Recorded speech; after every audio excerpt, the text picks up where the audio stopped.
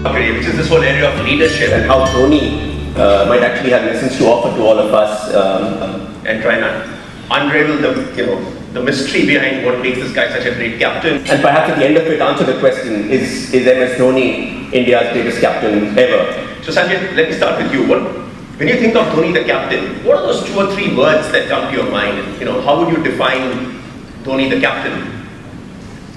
The first thing that strikes me about Dhoni is that winning is important to him, but losing is not that big a deal. And that's, I think, something that's, as I said, very rare. And I often wonder, when he makes those moves, and I'm sure that's perhaps the reason why he's able to make those moves. Because that Ishant Sharma, that final over, I mean, everybody in the commentary panel, everyone there felt, that was a suicidal. You could see that he had that plan in mind. And I think, as captain, he goes into a cricket match saying that there are these things that I will do. And winning and losing is not connected with that. So he's comfortable with the thought of losing, even on the big night, which is for me incredible, which I have not seen in any other captain. But isn't that unusual, Ashraf? If you look at great leaders, winning should matter a lot to them. If you look at the corporate world, that's not necessarily seen as a great attribute. So when you get 2 quarters wrong, don't you fret over your third? You do. I'd imagine you would. Someone is smiling benignly because somebody just lives in a different world. Somebody doesn't know whether 1 second quarter going wrong or one advertising revenue being 30% less. But you're right. I think several times we fear losing. And when we fear losing, we invite it. I think that's true of most things in the world. Whatever you fear, you invite. And I think you look at all the great captains of the world that you might have spoken to, Ian Chappell, Sheen Warne, they all realize that you will lose someday. But if you're afraid of losing, you will lose more often. Because then your mind is not calm. I think the other thing that you associate with Dhoni is that he's always very, very calm. He's unflappable. And we often say that the calmest mind is the most dangerous mind. And an agitated mind is the easiest mind to overcome. Because when you're agitated, you're not thinking straight. And I just suspect that he knows his players very well. Why Joginder Sharma, why not Harbhajan Singh? In that last over in the ICC T20 final. Why Ishant Sharma? Why Ishant Sharma? Maybe he just looked at them and said, in this pressure situation, he doesn't want to bowl. Because skill is not only about possessing it, skill is also about inviting it at the right moment. And maybe he just thought, no, I know this guy, and this guy under pressure is not the bowler that he is somewhere else. So this not having the fear of losing, does he get scared of what all of you would say? So what do you make of this? He doesn't talk to the media, he doesn't want to come and get interviewed by... I think one of Dhoni's greatest strength is that he doesn't take cricket too seriously. He does sort of winning and losing doesn't matter to him as much because I think he's understood the real spirit of cricket. That it's only a game. It's not life and death. So that's tremendous sense of it, almost detachment. That I'm here to do a job. Someone like you or Sachin or people who started playing cricket and that was the only thing they wanted to do in life. And Dhoni sort of became a cricketer at 18, 19, till then he didn't know. Playing cricket was not the end all and be all in his life. So I don't think cricket matters to him as much as it matters to Sanjay or Rahul or Sachin or Kumble or Srinath. I don't think you know about it. I think Dhoni will finish playing cricket and will vanish. And I don't think he's not attached to cricket. So he says that he sees it as a job and he's very pragmatic about it. But is it that he doesn't take it seriously, or he has this aura of being calm and not being bothered? As a public figure, when they are out in public, they are not themselves. They know the world is watching, so they carry a certain kind of an exterior. Yeah. But it's not too different from what's inside him. Because all others try to do the same, but you could see when Saurav Ganguly, when his team lost, it mattered to him. You could see that it was like life and death. With Rahul as well. Tendulkar, you can see on the field. So yes, it does matter to him, but not as much as it did to all the captains that we've seen around the world. But don't confuse that with not having a passion for winning. He says all the right things. For example, he says, I'll take a decision on my career in 2013 because whoever goes to the World Cup of 2015 should have played 60-70 games. And if I'm not that person going there, then I have to finish in 2013. So he's got a very clear mind on everything. I'm sure he thinks as much, but he won't let you know. There's one other thing, Prakash, with something that you will relate to as a leader of teams yourself. And this is something that Stephen Fleming said about him. I was just reading a few days ago. And he said he just backs his players. He lets his bowlers set his field. He empowers his players and says, look, you're on the side, you're here to win. He'll throw the ball to Mohit Sharma and say, right, first 40 ball. I often wondered, what's the impact that he actually has on people in his team? Is there a sense of, you don't see this some of our younger, stand-in captains, for example, scream, shout, tear their hair, hug each other. You see none of that from Dhoni. So are there young people in the team who say, hey, I don't know where I stand with this captain? I think with Dhoni, the players are comfortable that he's not going to be too hasty in judging them. Mm-hmm. It's the greatest comfort that you can have. And if you're a new player, you know you're not going to get just 1 or 2 innings. If you show the right kind of attitude, I think that is what he backs. Now slowly we're getting to understand that, because Dhoni is somebody who doesn't like to talk too much about what he likes, what he stands for. We don't know anything about his childhood, who he grew up idolizing, for example. But now, you're getting a fair idea that when I watch this team that was there in England, this seems more Dhoni's team than all the other, Indian team that is led so far. A lot of captains have been influenced a lot by what's been said outside and have reacted to that. I think Dhoni is completely insulated, and I don't know whether he knows what's being said about him. Because there have been occasions when I've made certain observations on players and I've seen immediately a different reaction from those people. This bit about backing his players, and I'm just wondering, there are some, in let's say in the corporate world, you'll have a set of leaders who are terrific with, the junior most guys when there's no threat to them. They're terrific leaders, inspirational, everybody looks up and says, "Wah, kya leader hai." But when you start getting into leading people who may have been peers, with people who may have lost out to you on that job, that guy who was heading a function and wanted to be CEO but didn't get the job, how you manage him, and he might actually be critical to your organization, I think that can be a huge challenge. It'll be interesting to know what Sehwag and Yuvraj think about that. I was going to ask you that. Because those were the senior players and those were people who probably fancied themselves to be captain. But he was excellent with Rahul Dravid. I remember Rahul saying, I never got the feeling that there was a juniors captain. Saurav Ganguly was captain for his last 15 minutes. Anil Kumble was invited to receive the Border Gavaskar trophy. And I thought his final star was after winning the World Cup of 2011, when you had no idea who the captain was. You had no idea who India's captain was after he won the World Cup of 2011, because he just wasn't there. It was all about Tendulkar. And he realized that he could give Tendulkar the moment because the next year was his. He was just giving Tendulkar a moment that belonged to him. Yeah. But he wasn't insecure about Tendulkar owning that moment, because he knew that the trophy, the tournament, everything was his. And in course of time, people would remember the 2011 World Cup for him. But you'll never know what's going on in his mind. And to that extent, he might also be a political animal. You have no idea what his thoughts on Tendulkar going to South Africa. No idea at all. I don't know if anyone knows what his thoughts on Tendulkar going to South Africa. But he's probably playing those cards, which you don't know which card he's playing when. So I don't think he's just a naive kind of leader. I'm sure he's also a political being. But he's willing to wait and he's willing to stay in the background. He's not sort of coming out in the front. I think just watching him over the last few years, I think he likes being the captain of the Indian team. I think he likes that position. He enjoys it, and if he feels that there's something that's going to make that position slightly rocky and his position fragile as captain, he may not actually want to do that thing secure. That is again. Yes, that I have watching. And if you look at where Indian cricket is right now, is a captain only as good as the team he has, or has Dhoni, the captain, made this Indian cricket team better than it might have otherwise been? We saw the team lost 8-0 in England and Australia, so obviously Dhoni couldn't transcend the team. So I don't think a captain can make a team. Very few have managed to do that. There's the example of Mike Brearley in 1981, but there's a lot of things fell into place there. He has both played those 2 innings. Bob Willis took those wickets.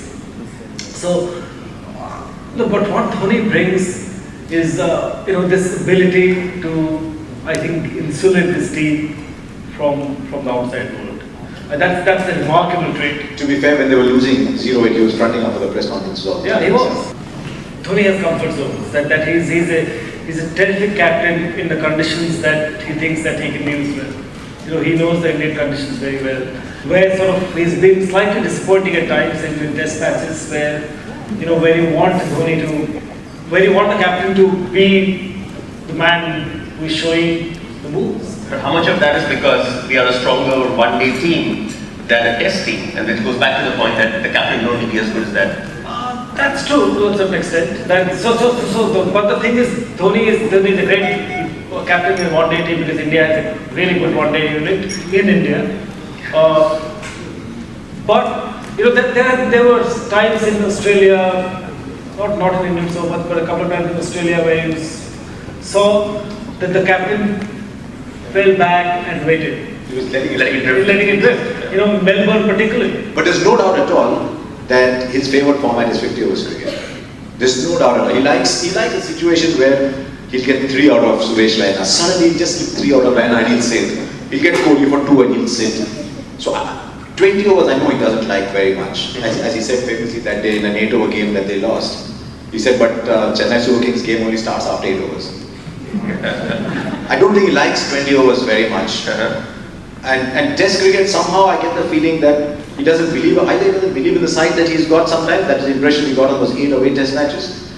Or he just went through a phase where he couldn't do his standard trick, which is get 2 out of Raina, get Ashwin here for 2 overs. He's a guerrilla kind of captain. That's the thing, when he's, that's a challenge for him. That's what I would like to see Dhoni, before we pronounce the final judgment on him, that how he does outside his comfort zone. His comfort zone is in 50 overs cricket, particularly in these conditions, also outside, when he can defend, he defends very well. So how is it with a captain where, you're supposed to be out there and he promotes himself at these dangerous times and says, let me go and try and win it. Comes off sometimes, but there are times when he doesn't. I think one of the great qualities of leaders is to be able to separate their roles.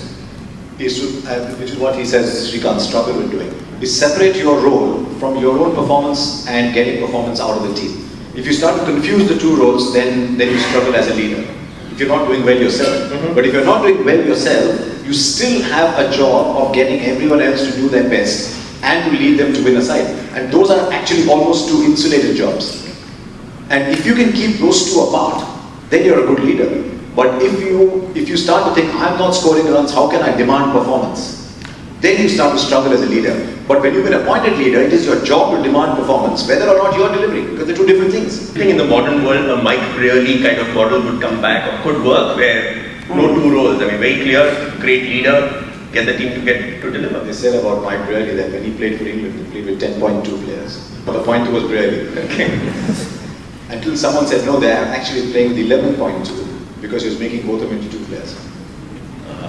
So maybe if you're not doing well yourself, when we talk in corporate leadership about pull leaders and push leaders, people who are leading from the front and people who are sitting back and empowering everyone else to lead, to go ahead of them. So maybe Brearley was that kind of captain today. I think most captains are of good use to keep that a temperament. This is one little battle that or an argument that I've almost won with Ian Chappell. It's not easy to win. What time of the evening?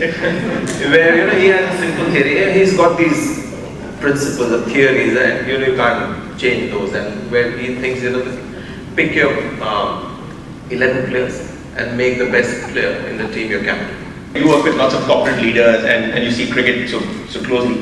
What else is similar and what's different between, let's say, captaining the Indian cricket team and perhaps running an Indian corporation? So much. You ask any leader what is the one quality, or you ask any players what is the one quality they want in their leaders, and they will say trust, honesty. Yeah. The ability to make that person feel great about being part of the team. But more than anything, I think trust and honesty. Where do I stand with the leader? I can't be sitting in my room thinking, shit, does he like me, does he not like me? Where do I stand with him? But don't you think, if I look at Dhoni's team not so long ago, there'd be at least 3 or 4 people in that team who would say, I don't know where I stand with him? Maybe. To be honest, we don't know. To be honest, we don't know because we see the game from 100 yards and we don't snoop around. Strange. We see it from much further away and we seem to know. Correct. It's easier. When you don't have to know, it's very easy to know. Dravid famously said, I think in that similar way that, as a sportsman, as a cricketer, he thinks he's a trustee of the game. It's our responsibility to leave the game better than we may have inherited it.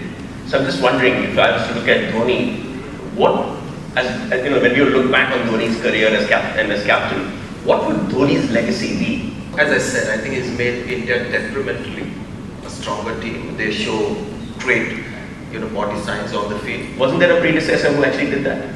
I think he does it. He's taken it to the next level. I think just compare the World Cup final in Johannesburg, 2003, right?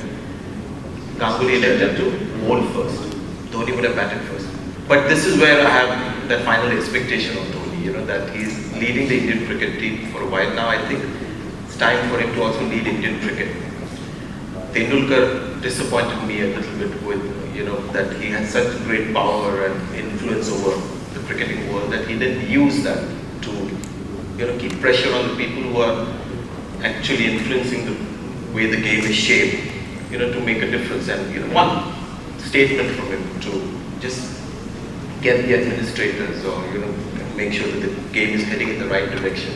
For example, after this spot fixing episode, which happened so close to his door, with Guru Nath's, I would want to hear from Dhoni, how he felt to know that, a man who was so close to the team was, allegedly, But, I'd like to see the face of Dhoni while he's saying the thing that happened. Because Dravid, you could see, he was there, he was talking about how it took him by surprise.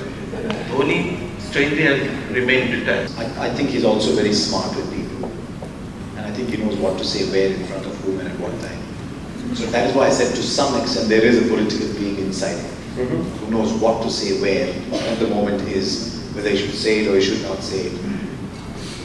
I think he knows what to do in what situation. He's not naive. That is where I think, I got a lot of respect for Saurav Ganguly. When the last match fixing sort of episode broke out and Saurav Ganguly became the new captain of that Indian team, 2000 I think it was.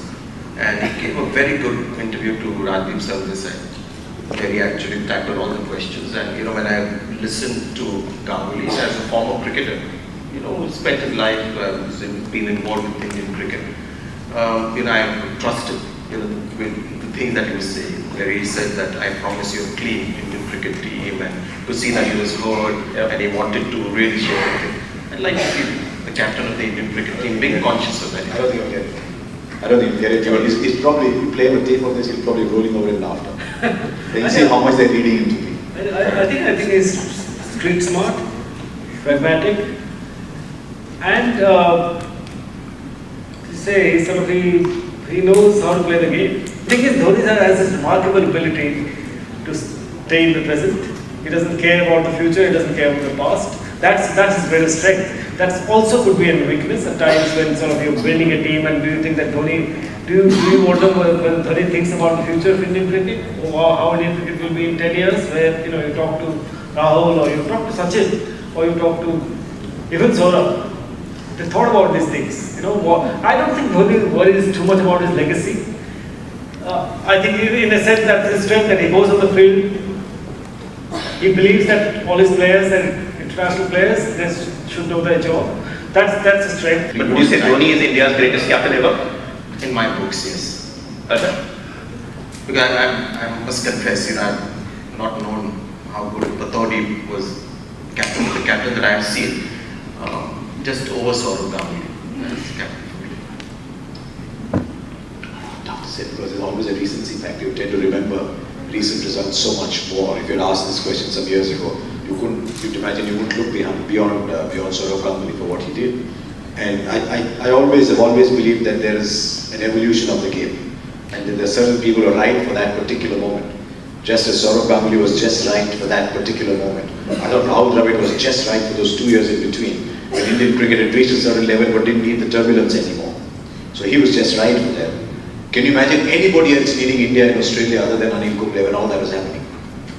So maybe there are just certain situations that some people revel in. But one thing is true, that over the last 13 years, India have been extraordinarily lucky with their cricket captains. I'd really like to see Dhoni in the next 1 year, where India playing in South Africa, then they play in England, they play in Australia. I want to see Dhoni captain outside his comfort zone in Test cricket, which is perhaps not his favoured, for captaining at least, and neither his favoured form in terms of batting. He hasn't done as consistently well.